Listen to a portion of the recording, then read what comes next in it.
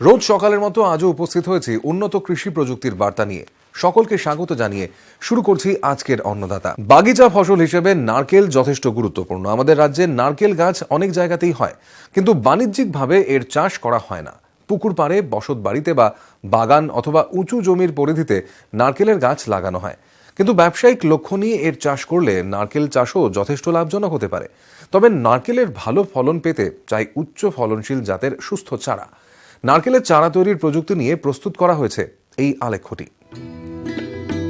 দীর্ঘমেয়াদী এই ফসলটির উচ্চ ফলনের জন্য প্রথমে সঠিক জাত নির্বাচন করতে হবে। সেক্ষেত্রে ইস্ট কোস্ট টল, কেরল বেঁটে, হাজারি প্রভৃতি জাতগুলো চারা তৈরিতে বেছে নেওয়া যেতে পারে। তবে জাত যাই হোক না কেন, চারা উৎপাদনের ক্ষেত্রে সঠিক মা গাছ নির্বাচন করতে হবে। যদি নারকেলের বাগান থেকে মা গাছ নির্বাচন করতে হয়, তাহলে একেবারে কিনারার দিকের গাছ নির্বাচন না করাই ভালো। তবে মা গাছ নির্বাচনের ক্ষেত্রে বিশেষ কয়েকটি বিষয়ে গুরুত্ব দেওয়া অত্যন্ত জরুরি। সেগুলি হল, মা গাছের বয়স 20 থেকে 35 বছরের মধ্যে হতে হবে, যে গাছে অধিক শ্রীফুল ধরে, গড় টানা 5 বছর যেন 80টি বা তার বেশি ফলন দেয়, রোগমুক্ত হবে, কমপক্ষে 30টি পাতা থাকবে, প্রতিটি নারকেলের ওজন যেন 600 গ্রাম হয়। এরকম বৈশিষ্ট্যযুক্ত মা গাছ নির্বাচন করতে হবে। এছাড়াও গাছ থেকে নারকেল নামানোর সময় খেয়াল রাখতে হবে যেন কোনোভাবে আঘাতপ্রাপ্ত না হয়। তার কারণ, আঘাতপ্রাপ্ত নারকেলের ভ্রূণ নষ্ট হওয়ার সম্ভাবনা থাকে। পরে ওই বীজ লাগালে অঙ্কুরিত হয় না। মে জুন মাস নাগাদ নারকেলের বীজ বপন করতে হবে। যেখানে জল দাঁড়ায় না, বেলে দোআঁশ মাটিযুক্ত উঁচু জায়গাতে 1.2 মিটার চওড়া ও সুবিধামতো লম্বা আকারের বীজতলা নির্বাচন করতে হবে। এক্ষেত্রে বীজতলা মাটি থেকে 15 সেন্টিমিটার উঁচু হতে হবে। বেড তৈরি করার সময় রাসায়নিক সার না প্রয়োগ করলেও চলে, তবে পচা গোবর সার দেওয়া যেতে পারে। এক্ষেত্রে প্রতি বর্গমিটারে 2 ঝুড়ি পচা গোবর সার দিতে হবে। কাঁচা গোবর সার প্রয়োগ করা যাবে না। বীজতলাতে জল নিকাশির সুব্যবস্থা রাখতে হবে। 45 বাই 45 সেন্টিমিটার দূরে দূরে বীজ লাগাতে হবে। বীজ উলম্বভাবে বা শুইয়ে লাগানো যেতে পারে। লাগানোর সময় খেয়াল রাখতে হবে যাতে নারকেলের বৃতি মাটির ওপরে থাকে। বীজ লাগানোর পর বীজতলা সেচ দিয়ে ভিজিয়ে দিতে হবে। এরপর জো বুঝে বীজতলাতে জলসেচ প্রয়োগ করতে হবে।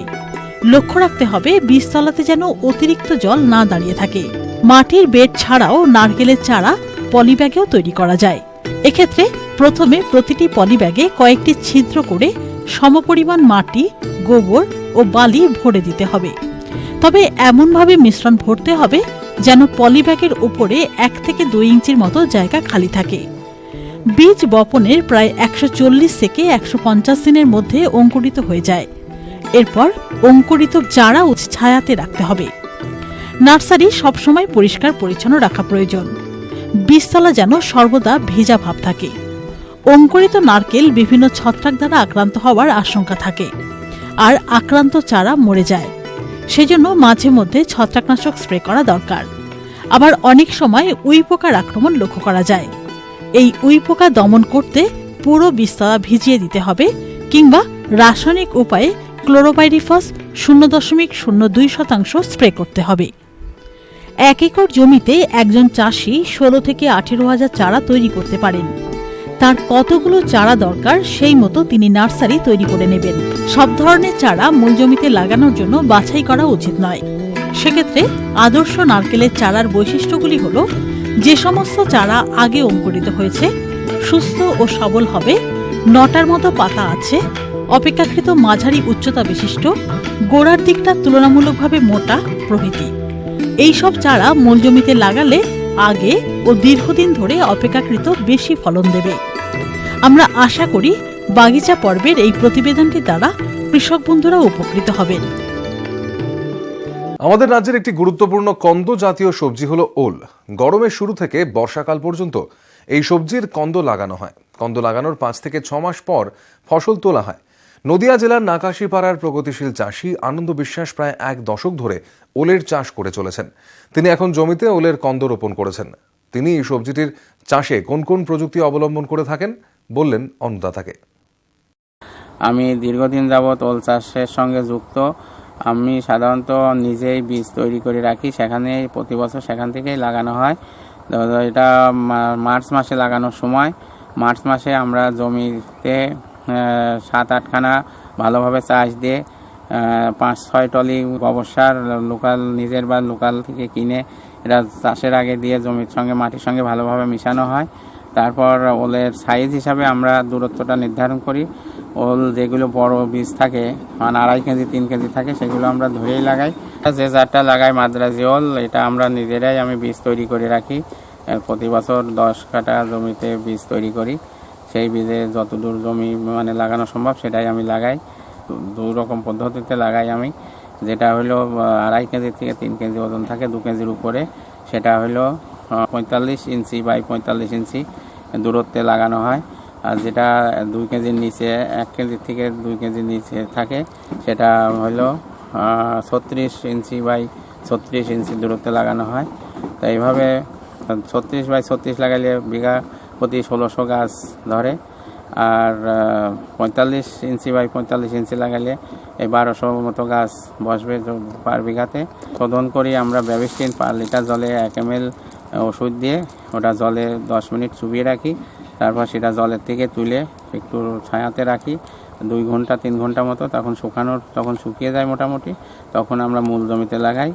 মূল জমিতে লাগানোর সময়, লাগানোর আগে চাষের সময় আমরা গোবর সার তার সঙ্গে বিঘা প্রতি 2 বস্তা 10-26 দিয়ে চাষ করি। তারপরে গর্ত কাটতে হয় 1 ফুট বাই 1 ফুট।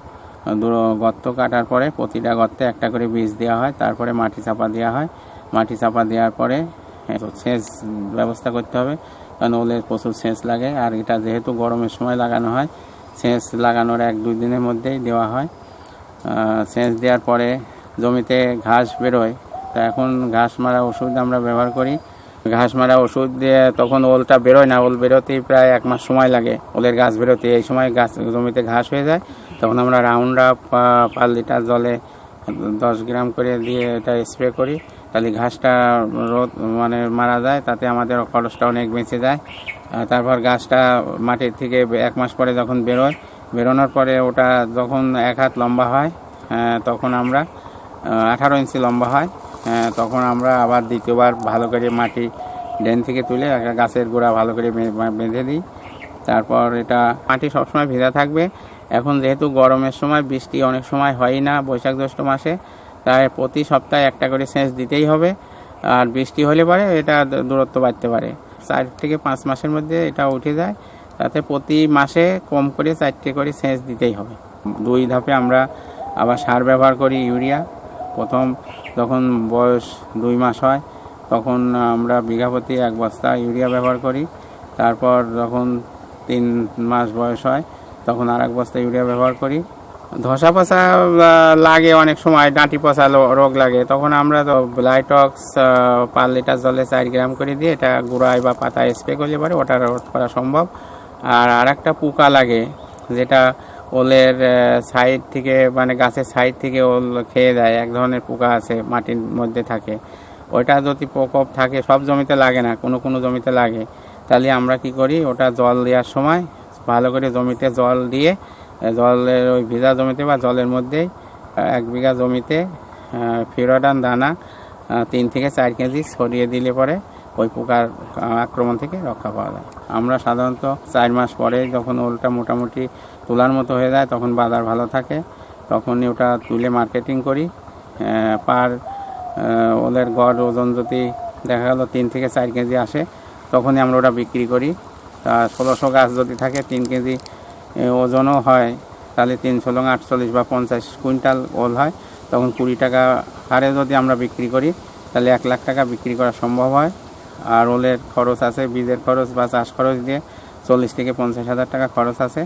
আর 1 লাখ টাকা থেকে 1.5 লাখ টাকা বিক্রি হয়, কোনো সময় 80 হাজার টাকাও হয়, 50-60 হাজার টাকা ওলে লাভ আছে। মাসের মধ্যে এটা শেষ হয়ে যায় জমি। ওই জমিতে আমরা আবার পরে অ্যাডভান্স কলিফ্লাওয়ারের চাষ করি। ও কলিফ্লাওয়ারের পরে আমরা মটরশুঁটি চাষ করি, মটরশুঁটির পরে আবার ওল চাষ করি। এটা লাভজনক চাষ।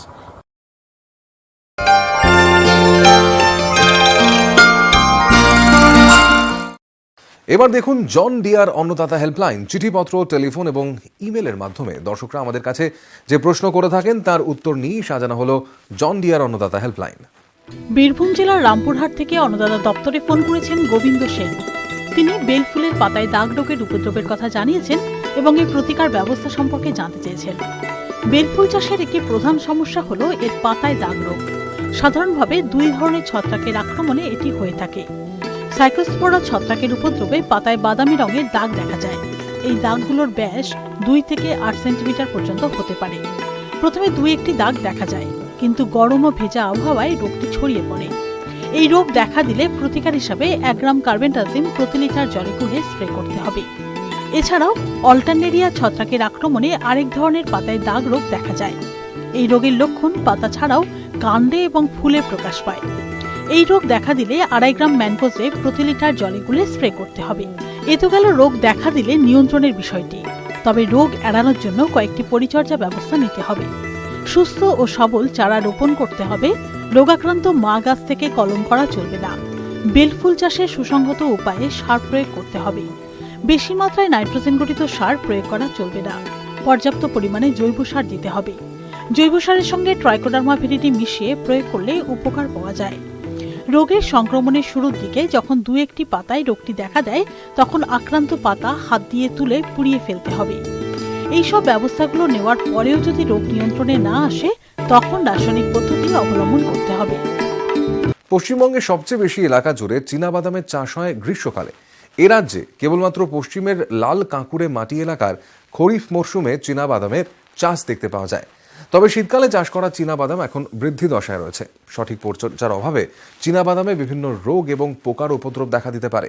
বিভিন্ন রোগ পোকার প্রতিকারে সুসংহত শস্য সুরক্ষা নেওয়া খুব জরুরি। তা না হলে ফলনের ব্যাপক ক্ষতি হতে পারে। চীনাবাদামের সুসংহত শস্য সুরক্ষা ব্যবস্থা নিয়ে এখন আমাদের জানাচ্ছেন বিধানচন্দ্র কৃষি বিশ্ববিদ্যালয়ের অধ্যাপক ডক্টর রাজু দাস। এটা একটা ছত্রাক গঠিত রোগ, মাটিতে বসবাস করে। এটা স্ক্লেরোসিয়াম নামক একটা জীবাণু দ্বারা হয়। এটা যেখানে দেখবেন শিকড়টা পচে গেছে এবং মাটি এবং শিকড় সংলগ্ন জায়গাটা সাদা কিছু ছত্রাকের তুলোর মতো কিছু অংশ দেখা যায় এবং সেগুলো যদি দেখা যায় ছোটো ছোটো সর্ষে দানা যেমন হয় সেরকম কিছু স্ক্লেরোসিয়াম দেখতে পাবেন। এই ধরনের রোগ যদি আসে তাহলে আমরা যেটা বলি, আপনাকে কিন্তু তখন যে জায়গাটাই হচ্ছে মাটিতে সেই জায়গা এবং তার আশেপাশে কিছুটা মাটি একটা ছত্রাকনাশক দিয়ে আপনাকে ভিজিয়ে দিতে হবে। এক্ষেত্রে আমরা দেখা গেছে যে দুটো ছত্রাকনাশক যদি একসাথে মিশিয়ে যদি মাটিতে স্প্রে করা যায়, মাটি ভিজিয়ে দেওয়া যায়, তাহলে কিন্তু খুব বেশি কার্যকরী। এক্ষেত্রে আমরা বলি যেটা হলো থায়োফেনেট মিথাইল 70% হলো ক্লোরোথায়োনিল 75%, এই দুটো একসাথে মেশাতে হবে। এক্ষেত্রে ডোজ হলো যেটা হলো প্রতি লিটার জলে 1 গ্রাম থায়োফেনেট মিথাইল এবং 2 গ্রাম ক্লোরোথায়োনিল, এই দুটো ওষুধ ভালো করে মিশিয়ে যেখানে এগুলো মরা শুরু হচ্ছে সেই জায়গা এবং তার সংলগ্ন মাটি কিছুটা ভিজিয়ে দিতে হবে। তাহলে এটা কিন্তু সেই জায়গা থেকে আর পাশের গাছে কিন্তু এই রোগটা আর ছড়ায় না। আর এটা একটা করতে হবে। এবং বীজ শোধনটা তো আগেই বলেছি। আর একটা গ্রীষ্মকালীন বাদাম চাষের ক্ষেত্রে আর একটা সমস্যা হয়, যখন গাছের মোটামুটি বয়স 50-55 দিন হয় তখন মোটামুটি কিন্তু রোগ আসতে শুরু করে। এর মধ্যে প্রথমে যে উল্লেখযোগ্য রোগ আছে সেটা হলো টিক্কা। টিক্কা দু রকম হয়, একটা হলো আগে আসে মানে আর্লি, আর একটা আছে লেট টিক্কা। এটা সার্কোস্পোরা একটা ছত্রাক দিয়ে একটা টিক্কা রোগটা হয়। টিক্কা রোগ মোটামুটি ছোটো ছোটো মানে বাদামি টিপের মতো একটা স্পট আসে, তারপরে ওগুলো একটার সাথে একটা মিশে গিয়ে পাতাগুলো কিনারা বরাবর থেকে ভিতর দিকে মনে হয় যেন শুকিয়ে গেছে, এবং এই শুকিয়ে যদি যায় গাছে যদি বেশি যদি বাড়ান্ত হয় রোগটা, সেক্ষেত্রে কিন্তু গাছের কিন্তু বৃদ্ধি ব্যাহত হয় এবং গাছের পাতা যদি নষ্ট হয়ে যায় তাহলে সেক্ষেত্রে আমাদের গাছের যে খাদ্য তৈরি সেটা কিন্তু ব্যাহত হয়। এবং এই রোগ যখন আসতে শুরু করছে তখন কিন্তু আমরা যেটা কন্ট্যাক্ট ফাঞ্জিসাইড, যেটা ম্যানকোজেব 75% পর্যন্ত ছড়াতে পারি। তারপর রোগটা যখন একটু বাড়তে শুরু করে তখন আমরা প্রতি লিটার জলে 1 গ্রাম কার্বেন্ডাজিম 50% স্প্রে করতে হবে।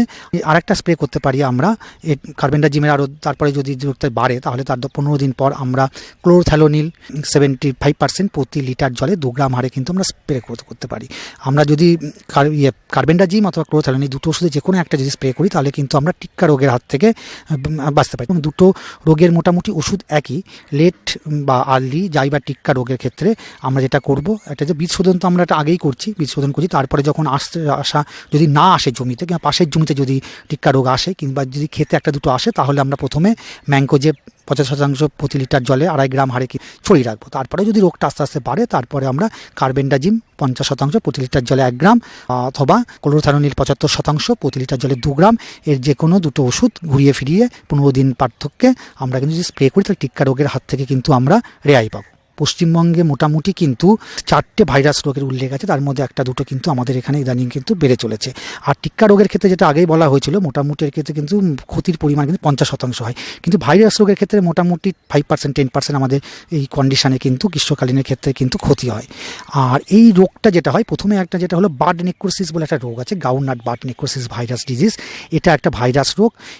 এই রোগটা কিন্তু থ্রিপসের মাধ্যমে কিন্তু ছড়ায়। থ্রিপস মানে আমরা জানি যে চিরুনি পোকা বলি। এই রোগটা আসলে দেখা যাবে যে গাছটা, স্বাভাবিক যা গাছ, তার থেকে গাছটা আকারে ছোট হয়ে গেছে এবং গাছের উপরে পাতাগুলো, ডালপালাগুলো একটু বেশি বেরিয়েছে এবং পাতাগুলো একটু ফ্যাকাশে টাইপের হয়ে গেছে, পাতাগুলো ছোট হয়ে গেছে, কুচকে হয়ে গেছে। সুতরাং দেখে মনে হবে যে এটা হলুদ একটু ছোপ ছোপ এরকম একটা হয়ে গেছে। রোগটা যদি হয় তাহলে সেক্ষেত্রে আমরা যেটা বলি, প্রথমে আপনার ক্ষেতে যদি 1-2 আসা শুরু করে, তাহলে ওই গাছগুলোকে তুলে ফেলে কিন্তু দূরে গিয়ে কোথাও নষ্ট করে দিতে হবে। গাছের ত্রিসীমানায় কিন্তু ওই রোগাক্রান্ত গাছটাকে রাখা যাবে না। এই চিরুনি পোকা বা থ্রিপসের জন্য কিন্তু আমাদের স্প্রে করতে হবে।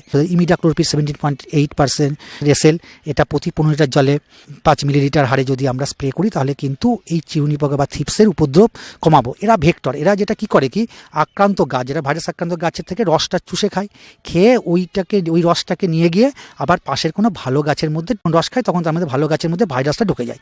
সুতরাং ভালো গাছ ভাইরাস আক্রান্ত হয়। সুতরাং এই যে ভেক্টর, এটাকে আমরা ভেক্টর বলি, অর্থাৎ বাহক পোকা, মানে বয়ে নিয়ে যায়। সুতরাং এটাকে আমাদের কিন্তু কন্ট্রোল করা খুবই জরুরি ভাইরাস রোগের ক্ষেত্রে।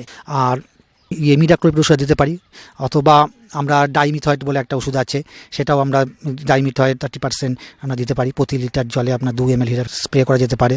এই যদি ওষুধগুলো যদি আমরা দিই, তাহলে কিন্তু বাহক পোকার আক্রমণ কমবে। এছাড়া আর একটা ওষুধ আছে যেটা থায়োমিথক্সাম 25% WG।